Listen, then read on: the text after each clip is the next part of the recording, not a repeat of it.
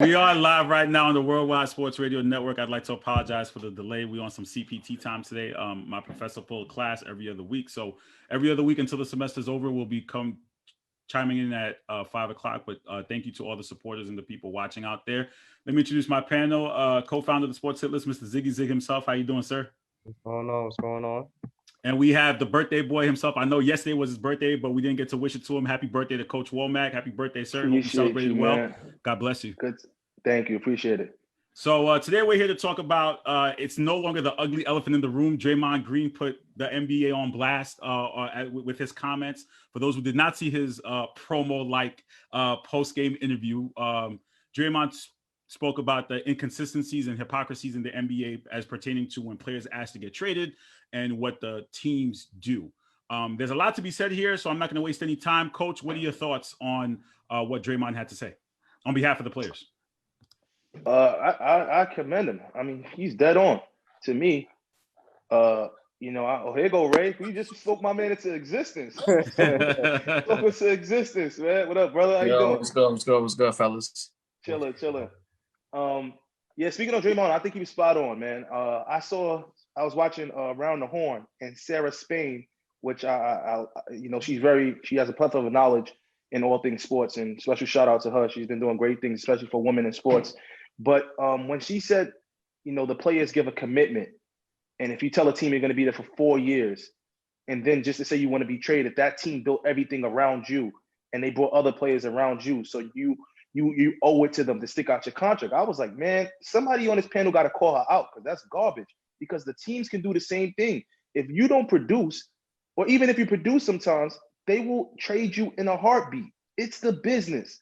That's what it's a business at the end of the day. Wherever job you work at, it's a business. You can get removed. You can get replaced. Draymond is saying, don't castrate the players when they say they want to be traded, and we got to be silent. But when the owners want to trade you, they could just pull you from the game, and now the whole world knows they want to trade you. The only thing I agree with him is James Harden gave it a bad light, because what he did, dogging it from what Draymond said, and we all know James Harden dogged it, he didn't go to work as he should have every day until he was traded. That's the only difference. If you want to be traded, cool, but keep playing until they trade you if you're getting paid for it, because that's your job. That's what I feel. I felt like if they're paying you, you got to report to work. Just like if you want to be traded and they trade you, you got to get paid wherever you're going to. I think James Harden should have gave it his all, even if he wanted to be traded, but let them be known that I want to get out of it. But at the end of the day, he got what he wanted, so it worked out for him. So, congratulations, James Harden. Zig, what were your initial thoughts after watching Draymond's promo-like post-game interview? You know me well already, Carl. I'm like one of those people that's always against the establishment. So when I saw Draymond Green sit up there and talk about, the double standard that's taking place, I was definitely for him. Sorry about that. I was definitely for him. It was just kind of out of nowhere. I was wondering, where did it come from? It seemed like it might have been on his mind for a minute, because he just came out of nowhere saying that's what he wanted to talk about. But I definitely agree with him that it's been crazy how the vitriol and how angry certain individuals and fans can be at the players, but nothing is said when the establishments do it themselves. We remember what happened to Anthony Davis when he wanted out of New Orleans, that he was telling them he could play like 1, 2, 3 quarters and then sit him down for the fourth quarter. I mean, it's just ridiculous. You could just either let him stay home and work it out. But like I said, I just commend Draymond Green for what he did. Kudos to him, man. Big ups. Mr. Ray Jarvis, what are your thoughts? I know you dropped your promo yesterday. So you want to care to elaborate, or what are your thoughts on it? I think the issue that I have with this whole setup is, we as sports fans, we understand the dynamics of contracts and ownership and player and front offices. We know all of that. But to Draymond's point, I'll expand and say that why is the professionalism always expected to be from the player's side? You know what I mean? Like a player can want to be traded. An organization can want to trade a player. But when a player decides that he doesn't want to play anymore, or dog it or loaf it in Harden's, case, right? He's unprofessional. But what about the organizations who are being unprofessional when they don't do the due diligence to get rid of said player and avoid the chaos that comes with a player who wants to be gone? Case in point, Anthony Davis. A lot of us We spoke about AD getting to LA, and we lived in the chaos of the trading deadline and what happened and what didn't happen, and AD eventually ending up in LA that following summer. But what about Dell Demps and how unprofessional he was in handling business with the Lakers, basically cutting off his nose to spite his face and not doing the deal, knowing full well the player didn't want to be there. You know, we don't talk about the front offices forcing the players to get petty and wear T-shirts like "that's all, folks." You know what I mean? Like, that professionalism has to be on both sides. And because of that unprofessionalism, Dell Demps lost his job. Okay, we don't talk about that part enough. We get so focused on the players as fans because the media always wants to frame it towards the players that we don't think about the front office. That man lost his job because he was unprofessional. Magic Johnson stepped down because he was unprofessional, and there was a lot of smoke and a lot of stuff on Magic's face because of the fact that the players he wanted to trade were still there, and they had to live in that uncomfortable existence, and he didn't get the job done. You know what I mean? All of it because it's unprofessional. Houston was going to take the AD route with James Harden. They were going to try to string him out and do a deal on their time. And because of what happened with AD, this is what cause and effect. People never think about cause and effect. The cause and effect of the AD deal was Harden said, y'all not going to AD me. So now I'm going to make it uncomfortable for y'all to keep me. Sorry if it means that John Wall and Boogie Cousins got to get in their feelings, but if the organization is going to be unprofessional when the player respectfully asks for a trade and went out there and played, I think he got a 50 ball. How great is James Harden to give you an unprofessional 50 ball? You know what I'm saying? In his first game. Do your due diligence as an organization to give the player what they want. As I said yesterday, I think, and especially in the NBA, if we understand as fans, the smart fans at least, understand that this is a whole thing where superstar players get what they want. Organizations know that superstar players get what they want. We need some language in the new CBA.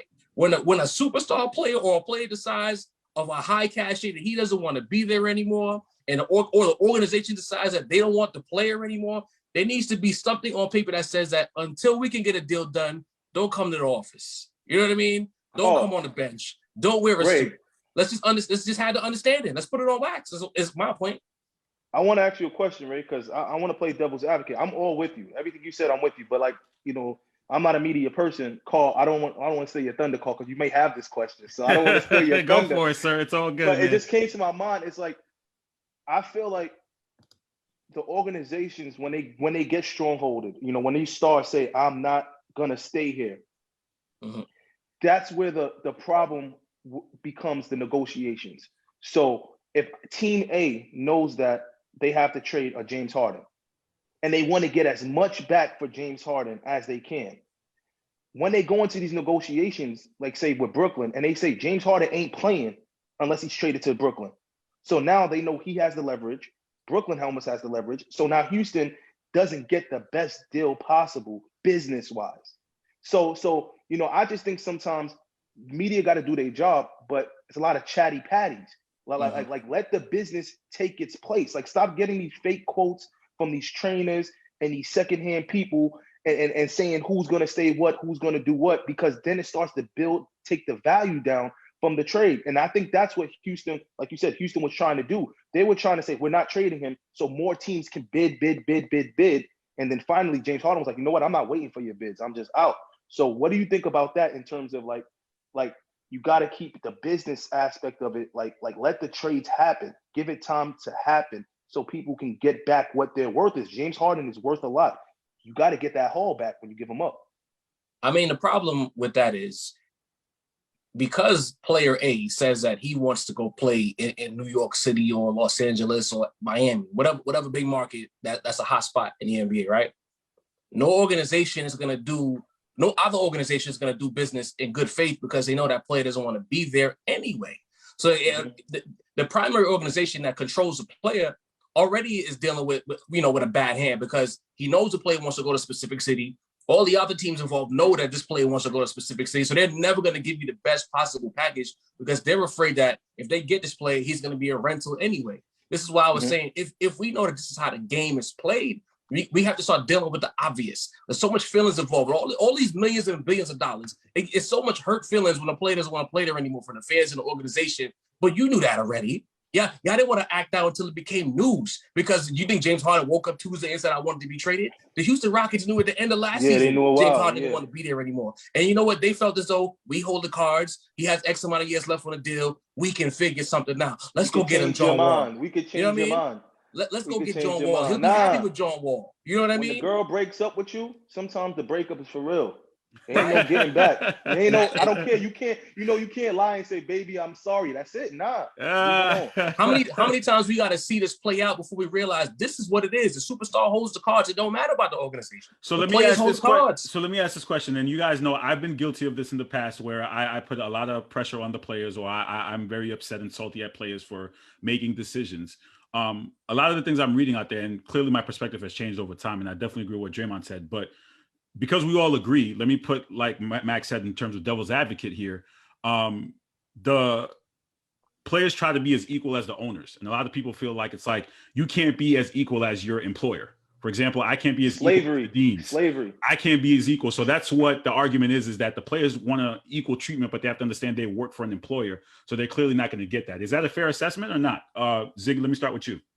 For me personally, I look at the sports, particularly NBA, it's hard to kind of like compare it so in that particular fashion, you know what I mean, employee, employer, or whatever, because at the end of the day, these NBA players, they're still human first. I think we get caught up too much in the fact of looking at these guys as just, hey, they just players. No, these guys are humans.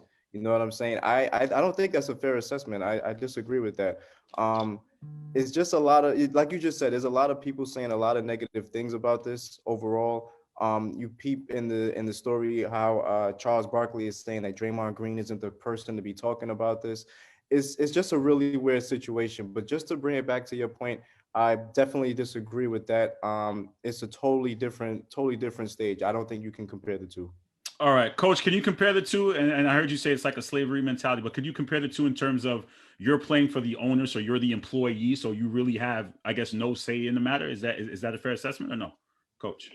No, because like this is what the whole game is, more players to this game, like Jarv was talking about. This is not just player owner. This is agents. This is general manager. This is coaches. There's a lot of players involved. There's a negotiation process between every contract. They don't call it negotiations for a reason. If that was the case, they would just have salaries for every player and say, hey, player, you got to accept this salary. And that's it. So this is not a dictatorship. That's what the sport has become.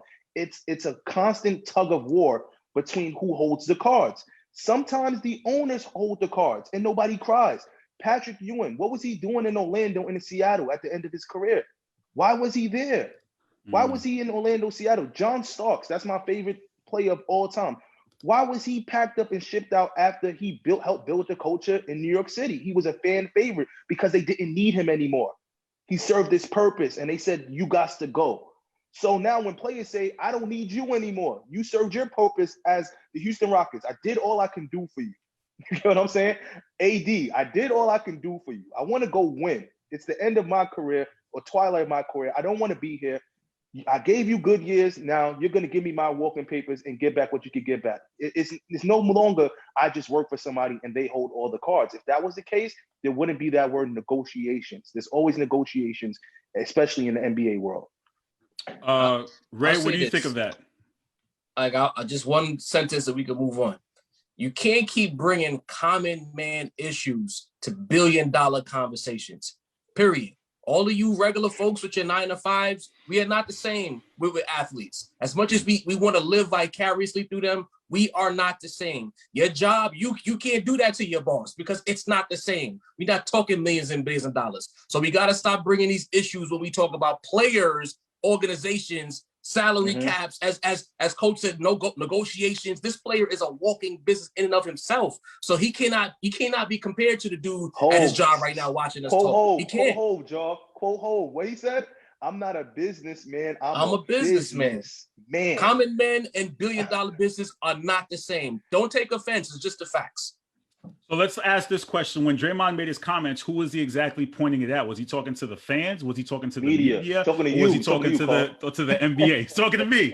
He's talking to you. Listen, another part that we're not talking about is people saying, well, Charles Barkley or some of these guys come in and say, oh, it's this new era. Nah, the media wasn't active in the way that you can just see things play out like we can see it now. We can see everything in real time. If this was 1985, it would take 3 weeks for us to know what James Harden said personally, or he wanted to leave. It wouldn't be able to get out as fast as it's getting out. You have to pick up the newspaper every day to try and find a little blurb that talked about transactions. Remember that blurb that we used to see? Transactions. That's what it used to say, or rumors. Now, so true. And for you guys, Carl, if you don't have nothing to talk about, you have no job. So you got to keep the story going. You got to keep the constant battle between good and evil and walking papers and stuff like that. So yeah, you know what I mean? It's the media. He's talking to you, Carl. Ziggy, is he talking to the media man, or is he talking to the fans? Is he talking to the who is he? Well, Carl, the fans of the media, Carl. The fans of the media. I don't know.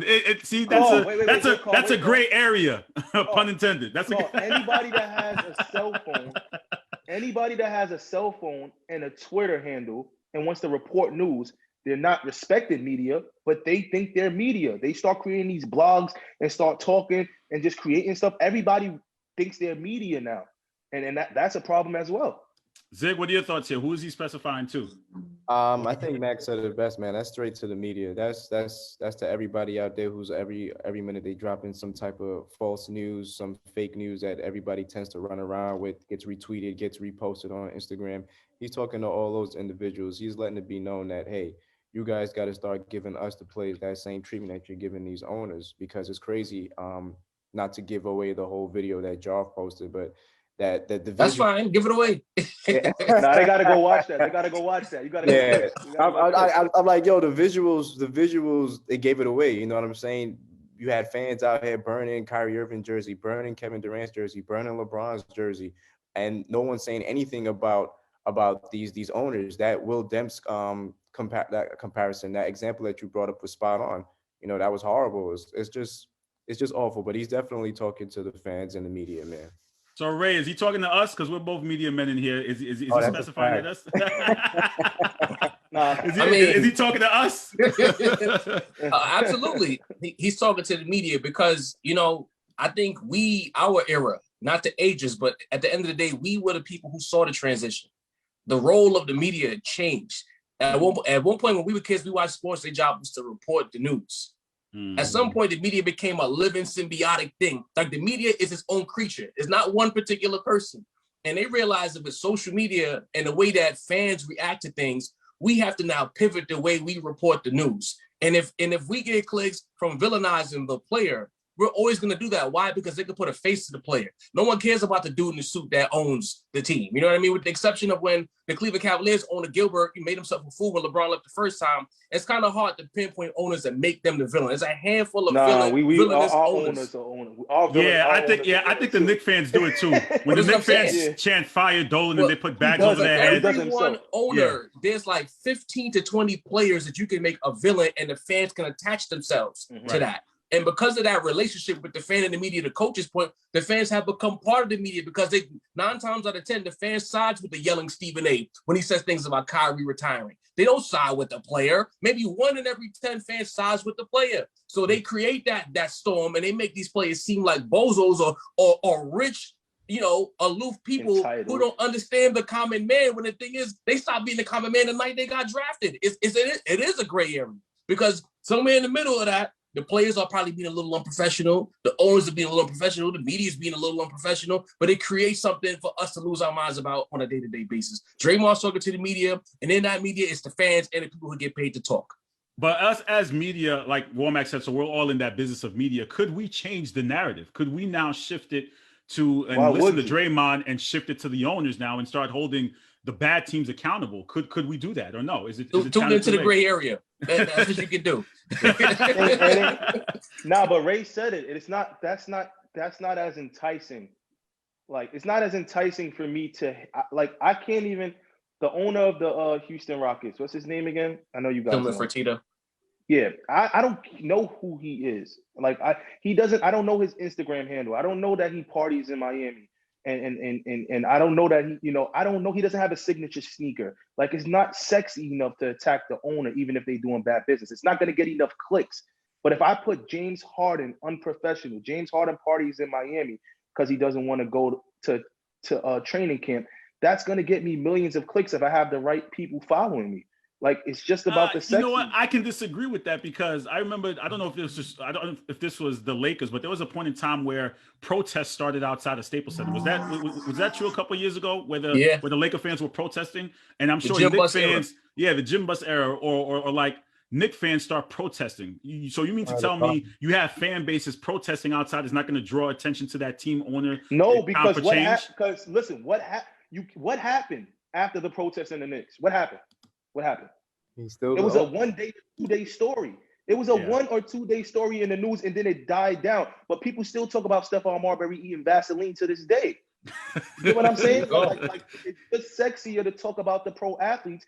And also, like Ray said, the normal Joes who may have some hate in their blood because they didn't reach a certain pinnacle in their life and they just want to hate on someone, they're going to hate the athlete more than they are the owner.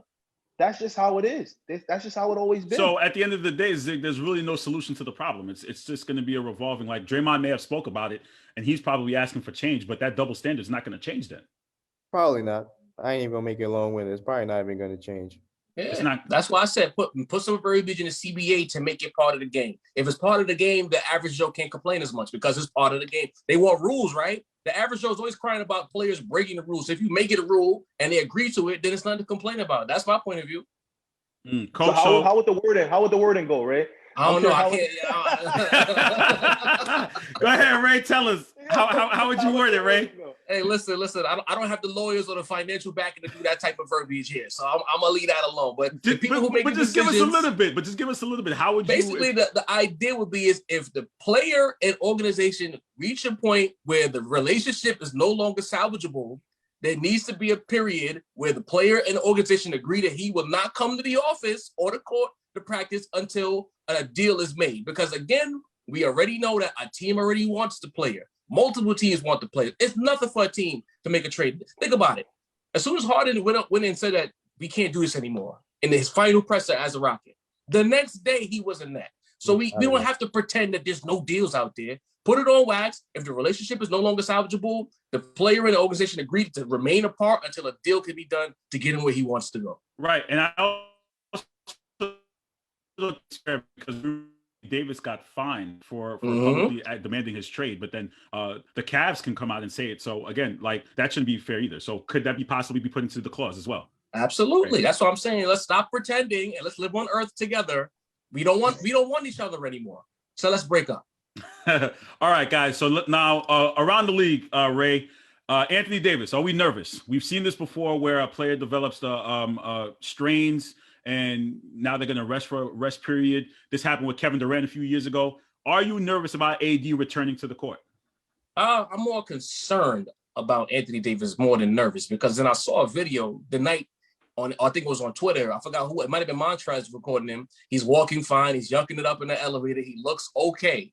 I think the bigger issue with AD is that he's a very tall individual, came in super out of shape, looked damn near chubby in that Laker uniform. And I think gravity, when you're a big man, is not your friend. And he's already kind of sort of frail. So I think this period of time, I think he's not going to come back until the second half of the season based on everything I've read.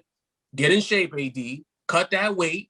And we'll see you in the second half of the season. A lot of this to me is because he's out of shape and overweight and did nothing after the bubble. Coach, what are your thoughts on AD and them grooming him to come back?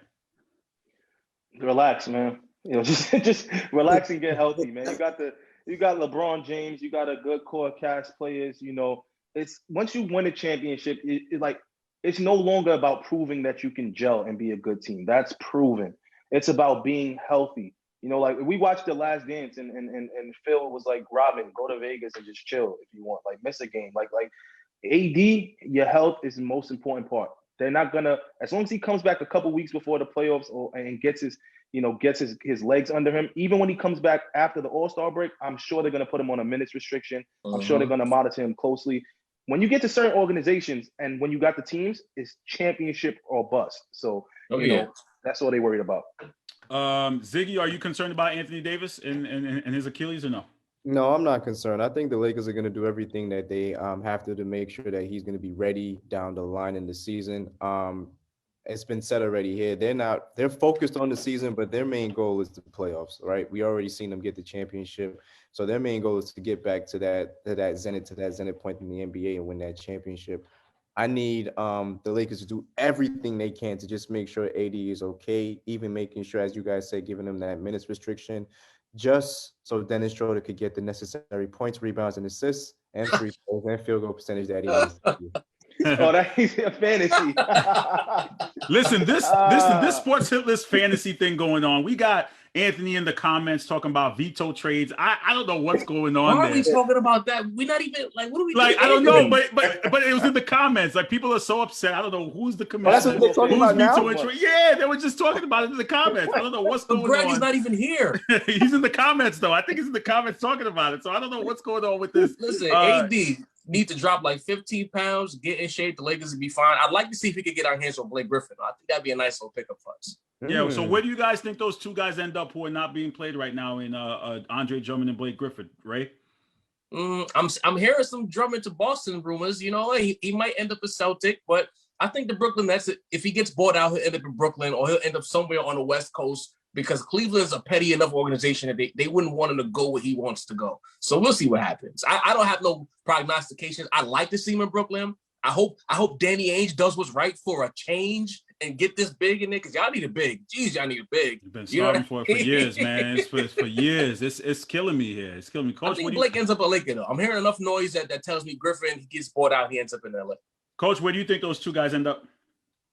I actually haven't. I'm gonna be honest. Like I haven't really focused in on them. Maybe if we're on again next Wednesday, I could put some behind the scenes calls in and see what people were talking about, or even today I could put some calls out. But I did hear when I did read like this morning, just on Twitter, I did see Boston, like Ray said. I saw somebody put the Raptors for Andre Drummond as a possible destination. But right now, I'd be lying to you if I told you I had an opinion on where I think they're gonna go. Blake to the Lakers is crazy, but I think he deserves to win too. So I wouldn't even be mad if he got that at the end of his career. Zig, what do you think? Where do those two players end up?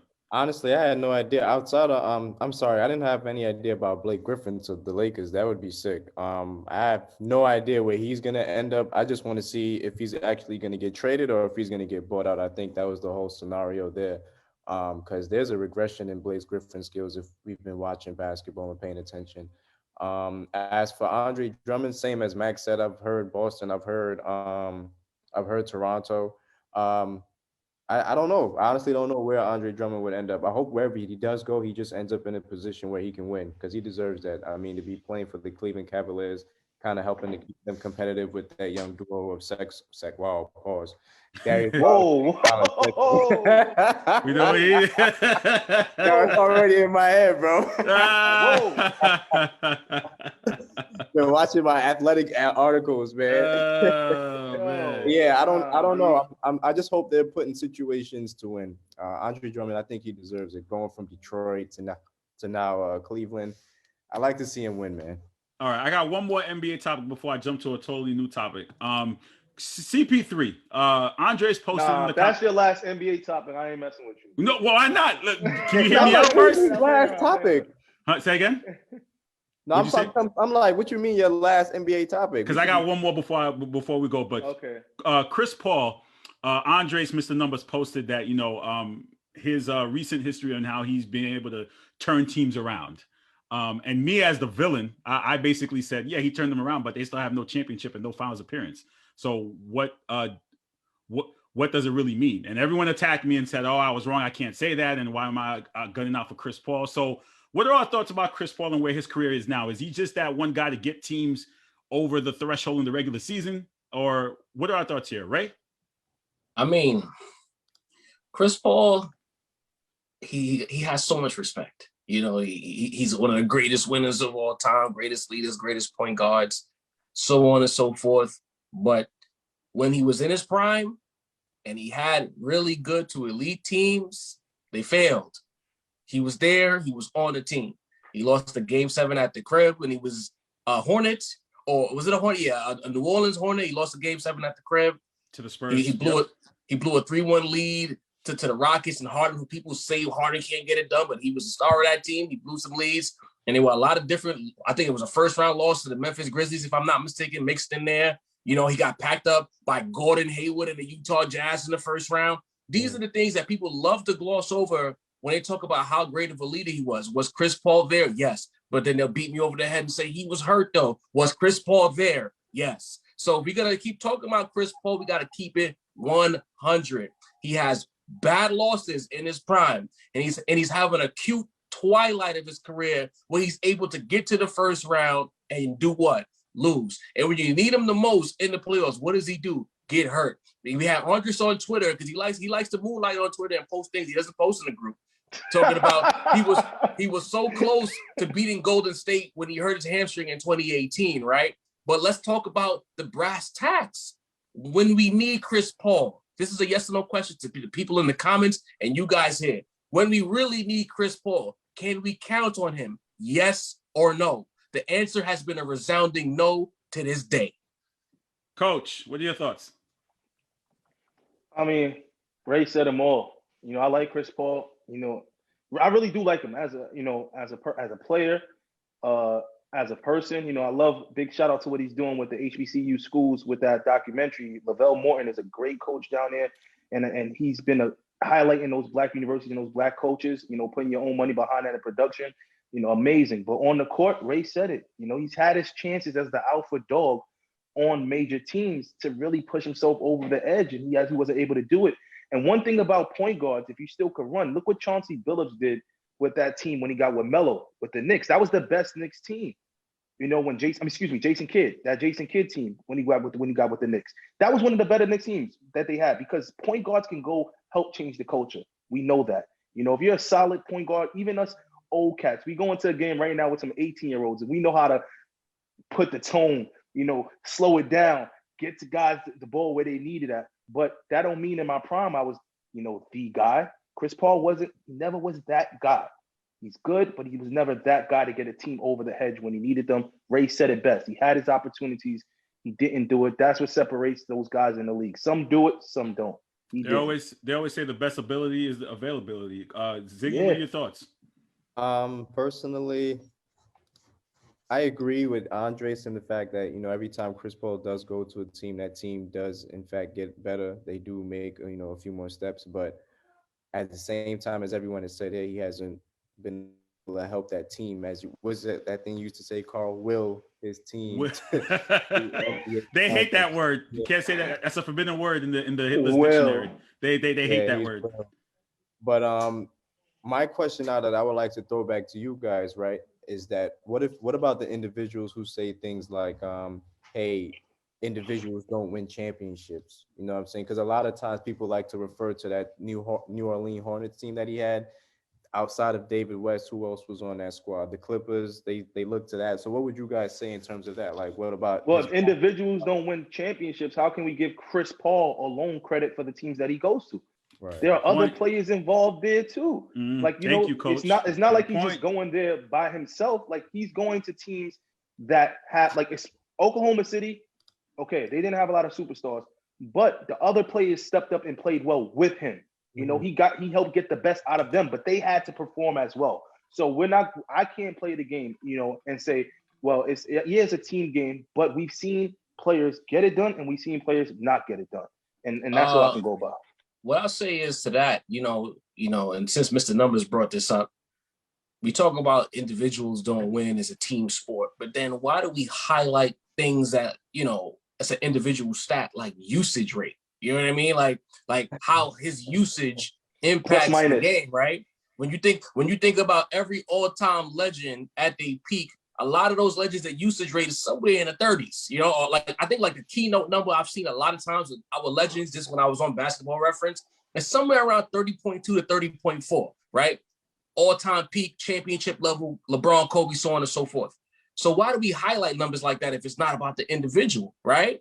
Why do we talk about things like gravity and Steph Curry if it's not about the individual? We have to stop using these situational arguments like it's a team sport, it's not an individual sport, when we see fit. We know what we're looking at. Yes, there's 5 players on the floor, but the value of each 5 is not the same. One of those guys in that 5 means a lot more and is weighted a lot heavier than the other 4. It is what it is. Yeah, and again, Ray, it's a gray area again because a lot of times we throw, you know, the team accolades, the individual accolades, and we only use them towards our arguments when we're discussing. Coach, do you want to mention something in particular, or are we gonna let them rock until the season's over? Or Nah, you know me, man. Those guys gotta do what they're doing. I haven't seen the game yet. They haven't played the game yet. We're gonna let it just keep going the way it's going, man. Oh, okay, that's it. So just just let y'all rock until this ain't about the Broadway bozos. That's not what we're talking about. Listen, if you don't want to talk about it, we're not gonna talk about it because I know you want to boast. You know what I'm saying? So I don't want to boast. I told you, listen, you see, Carl, Carl always trying to get something started. What did I say exactly in the beginning? Hold up, I can tell you right now, Dak. I said raised comments are not aimed at every single Knicks fan. It's aimed at certain individuals who go crazy. So I understand that. You know, I know where we at. That's all I always say to people in the chat. I know where we at. To be fair, I wasn't even when the Knicks started well. Even when they were losing games, I was quiet. I didn't start piping up until Knicks fans started getting loud. Like, you know, I'm minding my business. I'm waiting till the second half of the season before I get on my slander because the shoe always drops with the Knicks. So I'm letting y'all be great. Cook, keep winning. Shout out to Julius Randle, Seaview Park legend. You know what I'm saying? Keep doing your thing, Julius. But I'll be waiting. That's all. Real quick though, Manny wants to know, Kid or CP3? That's what he wants to know. Why you keep bringing that up? Okay, yeah, all right, we're not gonna get to that. Manny, why you always bringing up Jason Kidd, bro? Because he believes Jason Kidd doesn't get fair treatment. That's why. We gotta have a segment. We're gonna have a segment for you. So this is the surprise topic I want to talk about. Little Bow Wow entering pro wrestling. Now I know. I'm listen. Just where's the leave conversation? Go, no, don't leave yet. Wait, Tom, don't leave yet. So for Womack, who's considered, I guess, a casual or an old school fan, what do you think about people who are stepping outside? Let me go last. Okay, Ziggy, what were your initial thoughts when you thought? I personally hate it. I think it's taking away from pro wrestlers now. But what did you think when you hear that Little Bow Wow's training with Rikishi? When I saw it on the article that I read, man, the first thing I thought was, what kind of shit am I reading right here? Isn't he a rapper? Like, what happened to those days or whatever? But personally, like you just mentioned it, right? I don't want to see Bow Wow in no damn wrestling ring. Give me all these other companies that are developing these wrestlers, and I want to see them do their thing in the ring. I don't want to see Bow Wow. I don't pay to see Bow Wow. I just can't, bro. I thought it was a complete joke. I know there's all types of not Nexus. What's the thing y'all got now? NXT. I don't know. NXT. Like, give me some of those wrestlers because I've seen them dudes come out and do a few things. Or all these other overseas wrestlers that's killing it in the Japan leagues or whatever the fuck you call this shit. New Japan Pro, bro. Whatever, bro. Oh man. Ray, what are your thoughts as a wrestling enthusiast when you see someone from the rap game entering the wrestling ring? Yo, Mac. Listen.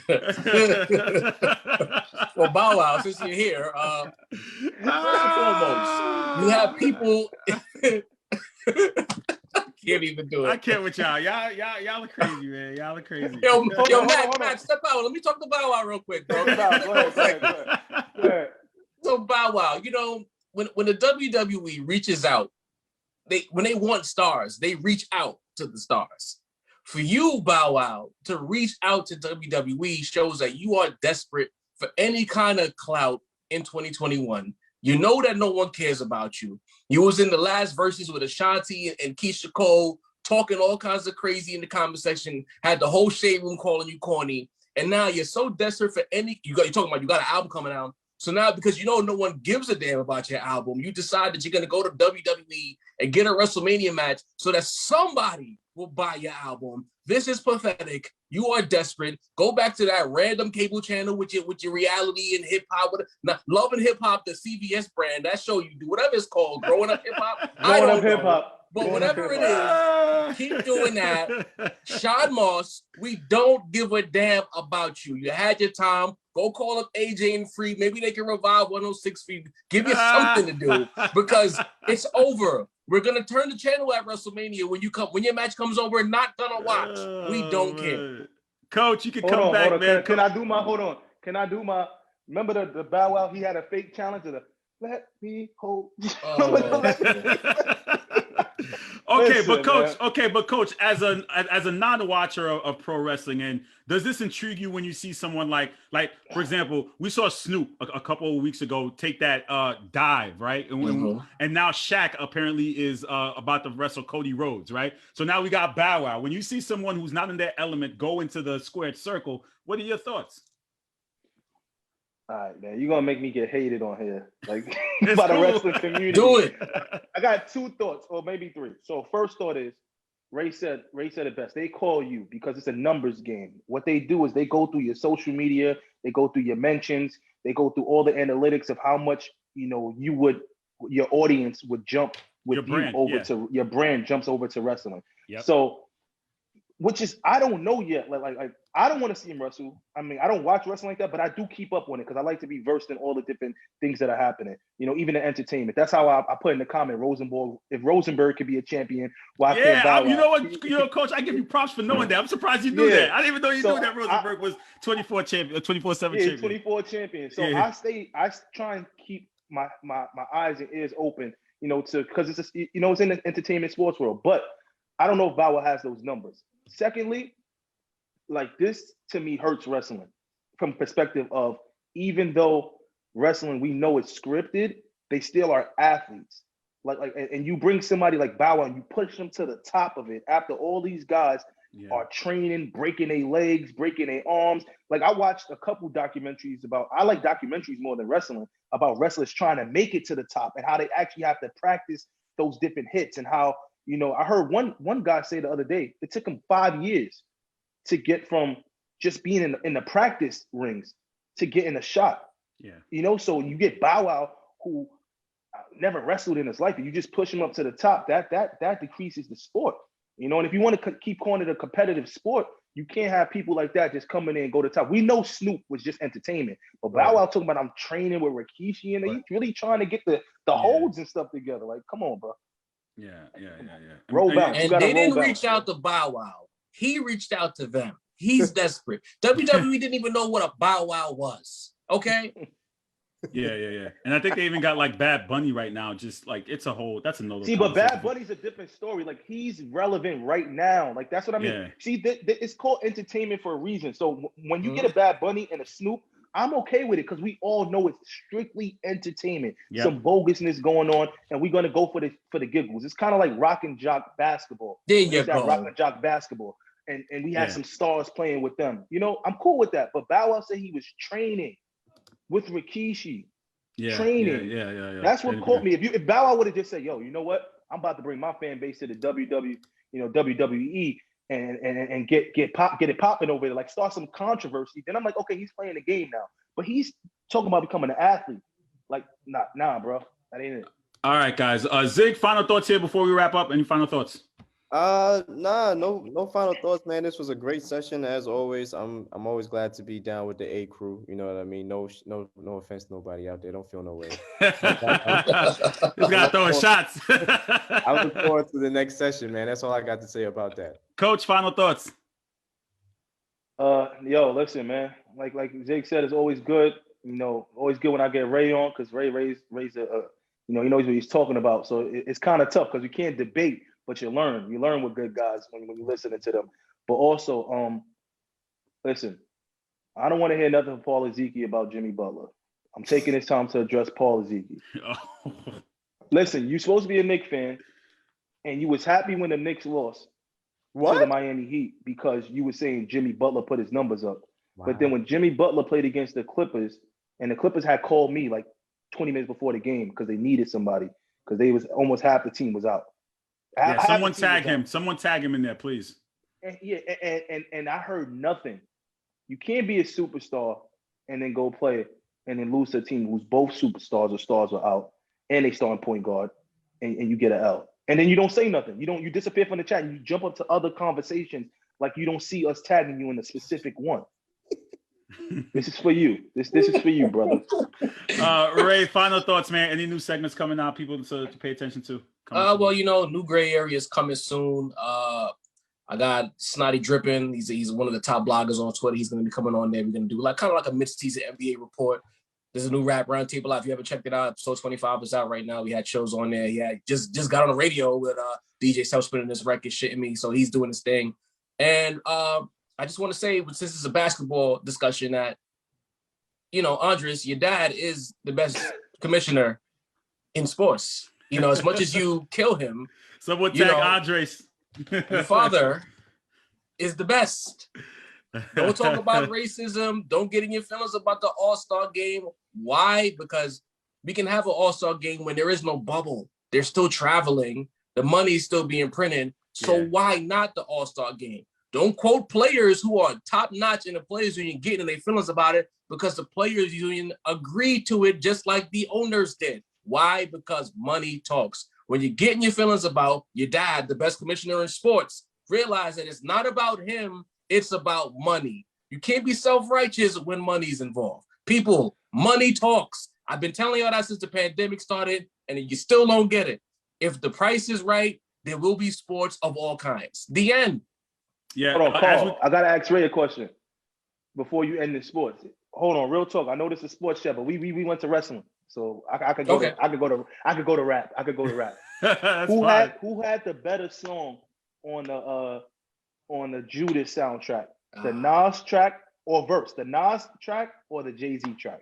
I know you're a whole. We shifted to the rap round table, ladies and gentlemen. No. Well, I'm a big whole fan, but when I heard that Nas song, I was like, I really thought about you, and I said, I wonder if you guys touched on that. This could give you a little promo for the rap round table.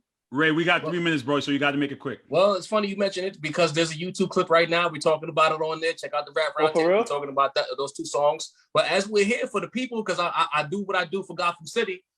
I mean, they both delivered. They smoked it. You know, both guys close. One's over 50, one pushing 50. But I felt like Jay did that. They got it. All right. He gave us about 24 bars. He gave you his boss talk. He gave you his woke talk. But I feel like it's almost like you go to a steakhouse and it's quality steak. You just choosing your cut. I like ribeye. You might want the T-bone. You don't lose in this equation. I'm taking Jay. But Nas verse, if I'm saying Jay was 10, Nas was 9.9. It's a win-win.